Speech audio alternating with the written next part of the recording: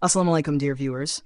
Welcome back to Engliopedia, the place where learning English becomes easy and enjoyable. Today's video is about the full exercise of the lesson Women's Role in the Pakistan Movement, including comprehension, vocabulary, and grammar.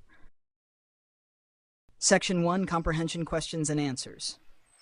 How did Quaid-e-Azam empower and emancipate the Muslim women of the subcontinent? Quaid-e-Azam empowered and emancipated the Muslim women of the subcontinent by emphasizing their role as equal partners with men in the freedom movement.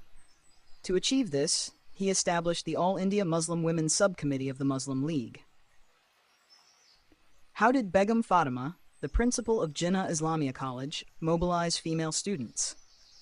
Begum Fatima played an important role in mobilizing students. In 1942, she invited Quaid-e-Azam to address the female students of her college. His speech greatly encouraged and increased the participation of female students in the movement. Why did the Quaid stress the importance of women as equal partners of men in the creation of a separate homeland for Muslims? Quaid-e-Azam emphasized the importance of women as equal partners of men because their support was essential for achieving the dream of a separate homeland. He believed that if women stood alongside men, the goal could be achieved more quickly. Describe the role of women in Pakistan movement, highlighting their love and aspiration for the new homeland.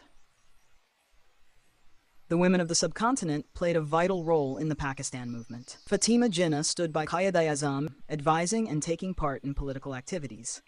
By the mid-1940s, many prominent women such as Jahanara Shah Nawaz, Salma Tasadduq Hussain, Zari Sarfaraz, Shaista Ikramullah, and Lady Abdullah Haroon had emerged.